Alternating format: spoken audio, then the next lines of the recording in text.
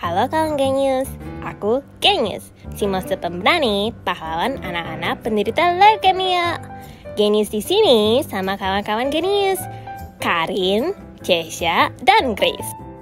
Halo, aku Jessia, aku Karin, dan aku Grace. Dan kami dari tim kampanye Beating All Odds, Awareness Brings Care. Genius dan kawan-kawan di sini ingin berbagi mengenai pengetahuan leukemia anak. Leukemia anak di Indonesia sangatlah jarang dibahas karena sifatnya yang merupakan penyakit langka. Sebagian besar dari penyakit kanker yang dibahas di Indonesia dikaitkan dengan faktor usia. Makanya, masyarakat pada umumnya kurang paham mengenai kanker anak.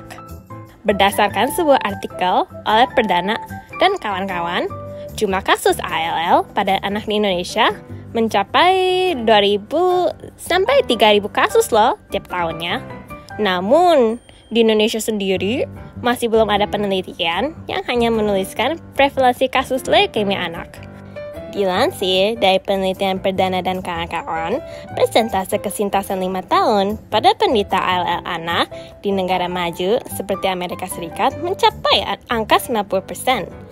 Namun, pada semua penelitian di Rumah Sakit Kanker Darmas dan Rumah Sakit Dr. Sarjito di Indonesia, angka persentase kesintasan hanya berada di 28,9% dan 31,8% secara berurutan.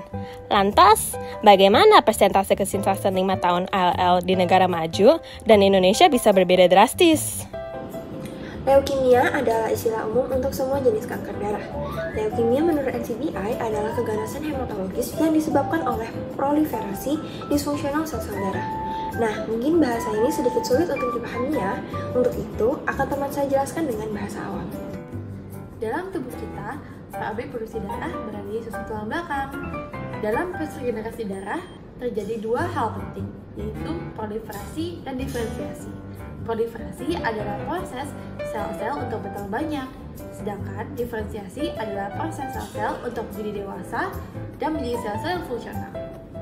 Sebelum adanya sel darah putih ataupun sel darah merah, sel tersebut adalah sel punca hematopoietik. Sel punca hematopoietik adalah sel-sel prekursor dari semua jenis sel-sel darah. Jadi, leukemia adalah penyakit yang terjadi ketika proses proliferasi dan diferensi sel punca hematopoietik disfungsional dan tidak bekerja dengan baik. Alhasilnya, fungsi-fungsi sel darah dalam tubuh kita menjadi tidak efektif dan tidak memenuhi kebutuhan tubuh. Leukemia sendiri dapat dibagi menjadi myeloid dan lymphoid berdasarkan jenis progenitornya, serta acute dan chronic berdasarkan kecepatan proliferasinya. Namun, ALL atau Acute Lymphoblastic Leukemia adalah jenis yang paling sering muncul pada anak-anak. Gejala-gejala leukemia pada umumnya menunjukkan fungsi sum-sum tulang yang tidak efektif. Gejala-gejala yang dialami adalah gejala-gejala akibat anemia seperti lemas, lelah, dingin, pusing dan mual, nafas pendek, dan kulit pucat. Gejala-gejala akibat sel darah putih normal yang rendah seperti infeksi dan demam. Gejala akibat trombosit rendah seperti mudahnya perdarahan, seringnya memisan, dan gusi berdarah. Pembengkakan pada abdomen, hilangnya nafsu makan dan turunnya berat badan, najis limfa yang membengkak, bengkak pada wajah dan lengan, sakit kepala, kejang-kejang, dan muntah-muntah, munculnya ruam dan masalah gusi, dan juga kelelahan dan kelemasan yang ekstrim. Sedangkan, berdasarkan Robbins and Cottran, Pathologic Basis of Disease, terdapat fitur-fitur klinis yang dapat terlihat dari penderita ALL, yaitu yang pertama, gejala-gejala pertama yang muncul secara abrupt dan stormy. Gejala-gejala yang berhubungan dengan fungsi sumsum tulang yang berkurang, seperti anemia, demam, dan lain-lain.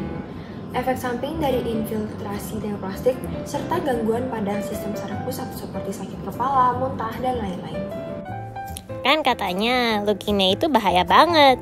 Terus, mendingan kita cegah aja nggak sih? Enggak juga sih, Glenn. Leukemia pada anak berbeda dengan leukemia pada orang tua ya, kawan Genius. Pada umumnya, leukemia pada orang dewasa seringkali dapat dikaitkan dengan gaya hidup mereka. Namun, pada leukemia anak, sebagian besar penderitanya diakibatkan oleh keturunan genetik. Karena anak-anak penderita leukemia masih cukup mudah ketika dikaitkan dengan gaya hidup. Pada umumnya, faktor resiko leukemia anak berasal dari kedua orang tuanya, sehingga tidak ada metode pencegahan yang telah terbukti secara ilmiah dapat mencegah leukemia pada anak.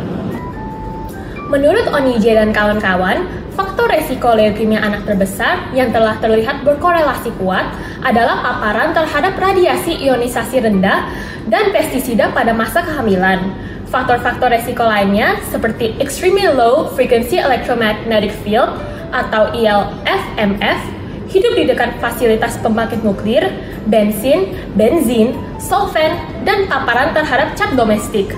Sedangkan konsumsi kopi dan cola pada masa kehamilan, rokok paternal, dan lainnya. Ya, kalau tidak bisa dicegah, apa yang kita bisa lakukan?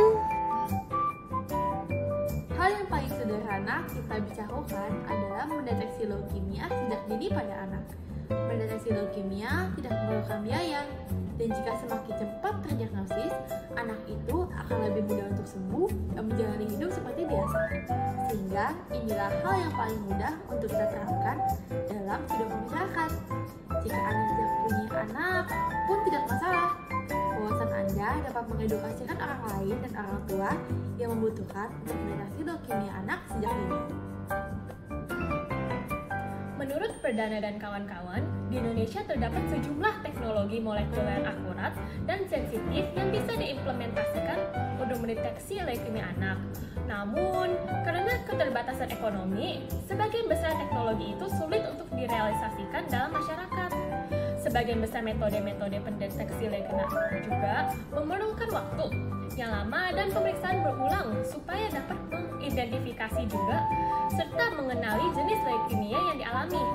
Belum lagi keganasan leukemia dan proses inisiasi yang untuk memulai pengobatan seringkali memakan waktu yang cukup lama. Maka penyebaran wawasan tanda-tanda leukemia perlu disebar supaya dapat dideteksi dan ditangani lebih cepat. Itulah mengapa wawasan mengenai leukemia anak sangatlah penting. Oleh karena itu, mari kita sebagai masyarakat yang sudah lebih mengenal leukemia, menyebarluaskan wawasan mengenai leukemia anak di masyarakat. Dengan itu, kita bisa mendeteksi leukemia anak lebih awal. Ingatlah, kalau awareness brings care. Dadah!